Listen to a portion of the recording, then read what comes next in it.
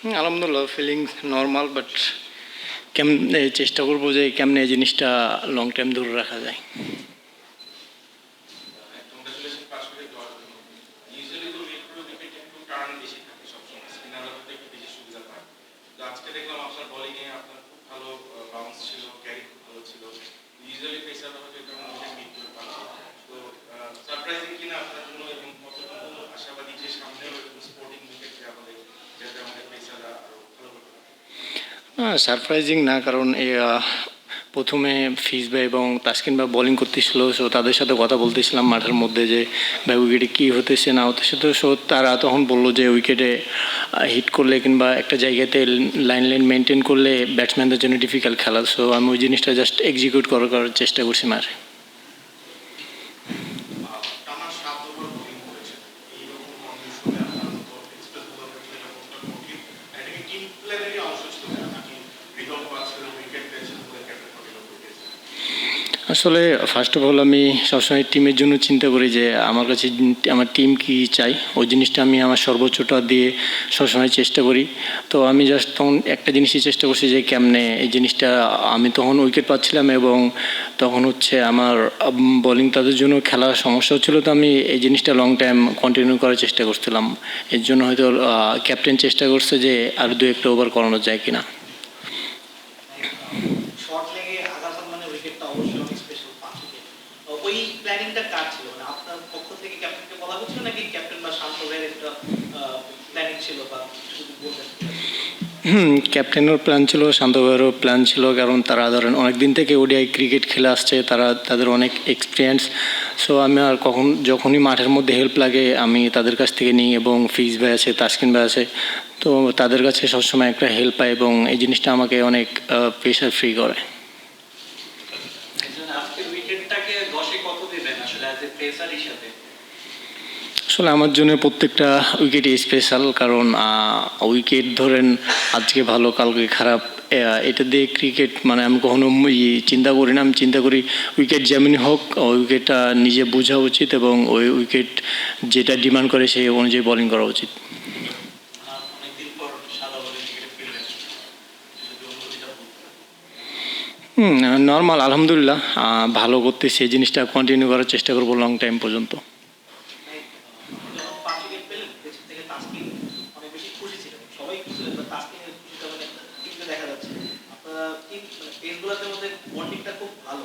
আপনি যদি একটু বলতেন, মানে মুস্তাফিজ ভাই দেখলাম শহীদুল ভাইকে নিয়ে বাজে একটা ছবি দিয়েছে তাসকিন, আপনাদের পেস বোলিং ইউনিটের জেলিংটা নিয়ে একটু বলতেন, মানে একজন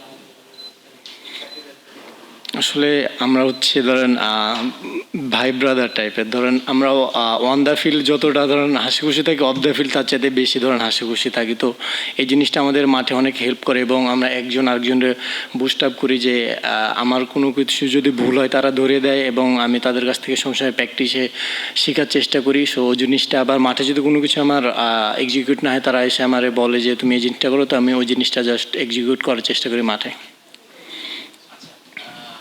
বাজুকেট পাওয়ার পর একটা সময় দেখলাম আপনি ডাগআউটে বসেছিলেন কোনো ছোটখাটো ইনজুরি প্রবলেমের জন্য, নাকি এটা ওয়ার্কআউট ম্যানেজমেন্টের অংশ? এটা একটা প্রশ্ন। আরেকটা হচ্ছে যে 2024-এ দুটো টেস্ট রাওয়ালপিন্ডিতে ছিল, ওখানেও আপনি দুর্দান্ত ছিলেন পাকিস্তানের এগেনস্টে, মানে এই দলটার বিপক্ষে কি একটু এক্সট্রা এনার্জেটিক হয়ে যান নাকি? প্রথমে বলতেছিলেন বাইরে, আসলে আমি তখন হচ্ছে ওয়াশরুমে গেছিলাম। আর সেকেন্ড যেটা বললেন যে পাকিস্তান টিম রাওয়ালপিন্ডিতে আমি খেলছি, আসলে টিম দেখে কখনো ইয়ে আসে না যে টিম দেখলে পারফর্ম হয়তো করতে হবে কিংবা করব। সবসময় চেষ্টা থাকে যে কীভাবে ভালো করা যায় এবং আমার টিম কী চাইতেছে ওই জিনিসটা আমি এক্সিকিউট করতে পারতেছি কিনা, কখনো হয় কখনো হয় না। আমি চেষ্টা থাকে সবসময় নিজের বেস্টটা দিয়ে নিজের টিমকে জিতানোর। তো নেক্সট এই জিনিসটাই চেষ্টা করব।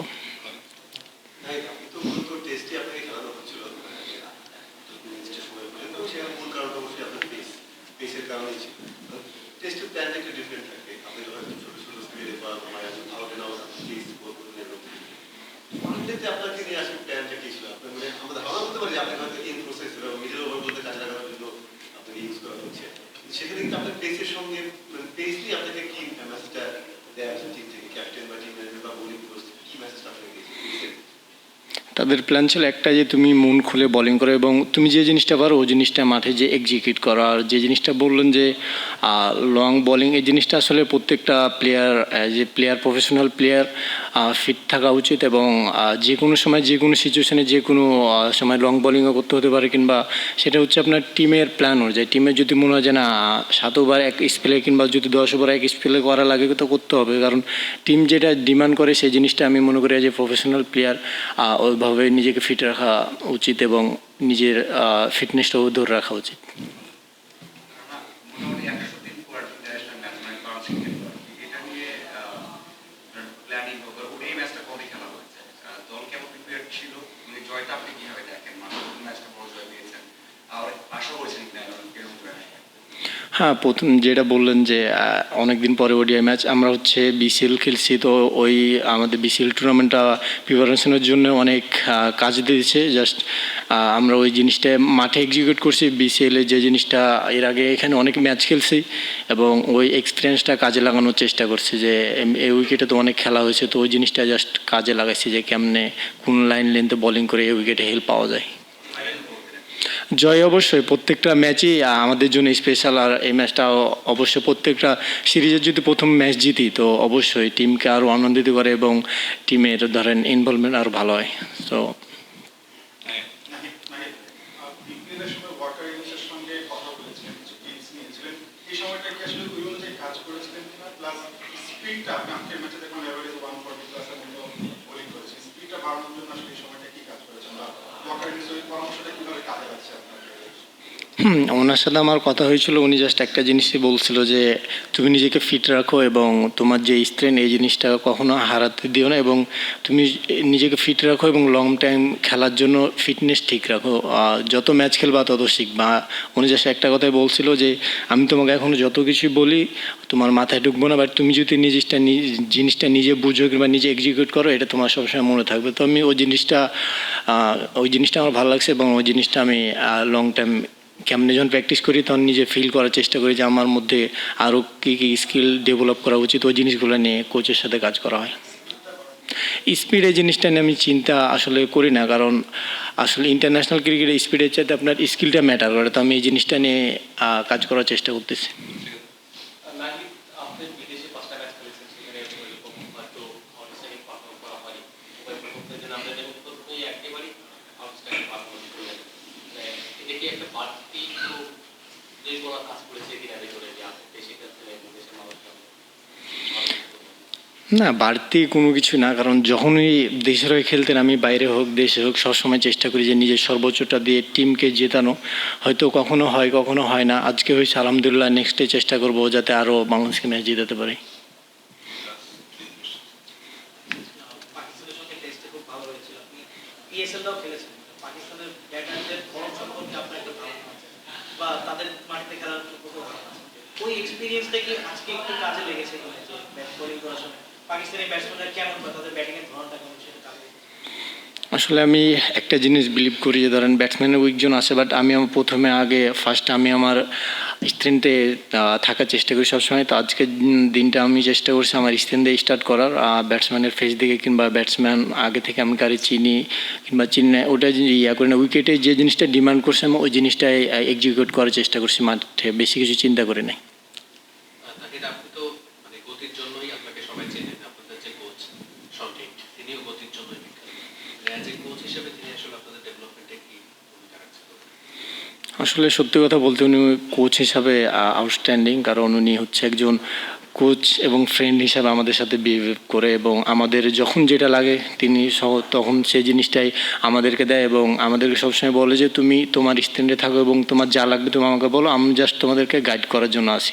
তোমরা খেলবা তোমরা মাঠে, আমি জাস্ট তোমাদেরকে প্ল্যান দেবো, এই প্ল্যানটা তোমরা এক্সিকিউট করবে এবং তোমরা ম্যাচ উইন করবা। তো অবশ্যই সে সবসময় আমাদেরকে মোটিভেট কথা বলে এবং সবসময় হচ্ছে পেসফুল দেয়। পাকিস্তান টিম সম্পর্কে যেটা জানি যে একদমই অনভিজ্ঞ একটা টিম। বুঝি নাই। পাকিস্তান টিমটা অনভিজ্ঞ একটা টিম এবং তিনজন প্লেয়ার আছে কেবল, এবং আমরা দেখলাম যে দাঁড়াতেই পারলো না আর কি আপনাদের সাথে। তো এটা কি পরের 2 ম্যাচ আপনি আশা করেন যে ইজি হবে আপনাদের জন্য, নাকি আপনার মনে হয় যে তারা কন্ডিশনের সাথে অ্যাডজাস্ট করতে একটু সময় নিল, টাফ ফাইট দিতে পারে? ইন্টারন্যাশনালে দেখেন যে কোনো প্লেয়ার ইন্টারন্যাশনাল যে খেলে ওর হচ্ছে ইন্টারন্যাশনালের জন্য উপযুক্ত বলেই ধরেন ওরা ইন্টারন্যাশনাল সিলেক্ট করা হয়। সো অবশ্যই আজকের দিন হয়তো ওদের খারাপ গেছে।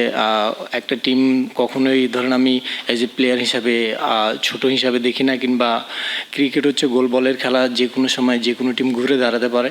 অবশ্যই নেক্সট ম্যাচ তারা হয়তো ওদের স্কিল কিংবা ওরা যে জায়গাগুলো ভুল করছে ওরা নেক্সট টাইম শুধরে আরও স্ট্রং হয়ে কামব্যাক করার চেষ্টা করবো। আমরা চেষ্টা করবো কেমনে আরও আমাদের যে ভালো জিনিসটা, এই জিনিসটা লং টাইম কেমনে আরও কন্টিনিউ করবো।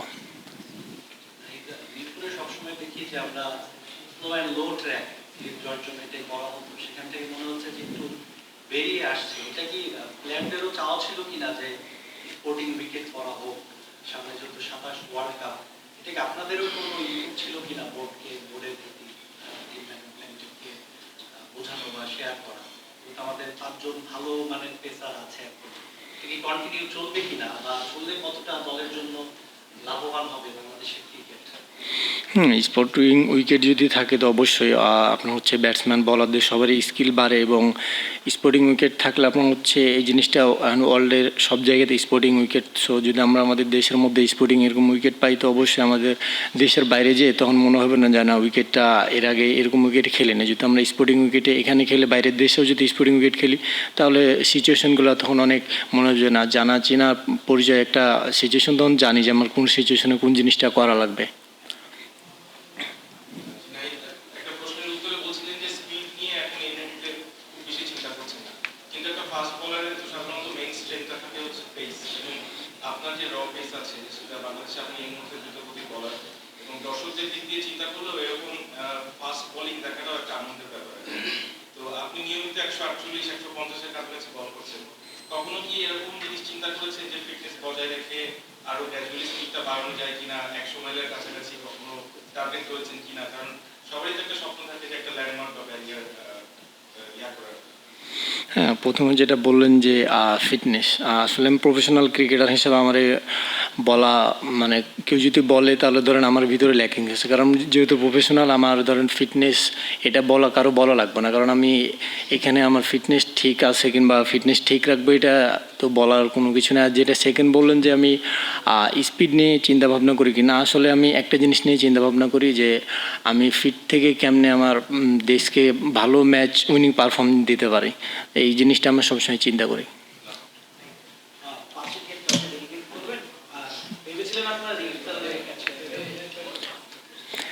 না আসলে ক্রিকেট খেলা তো ধরেন এটা কখনো ভাবি না যে ইফতার আগে শেষ হবে কি পর শেষ হবে, জাস্ট একটা জিনিস চিন্তা করছি যাতে আমরা যেভাবে হোক ম্যাচটা জিতি।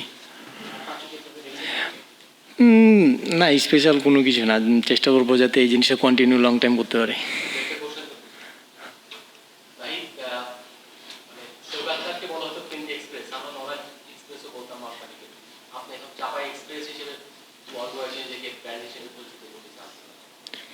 আমি নিজেকে কোনো ব্র্যান্ড মনে করি না, আমি মনে করি একটা নর্মাল মানুষ, এবং আমি চেষ্টা করি যে কেমনে আমি ভালো ভালো পারফর্ম অফার দিতে পারবো।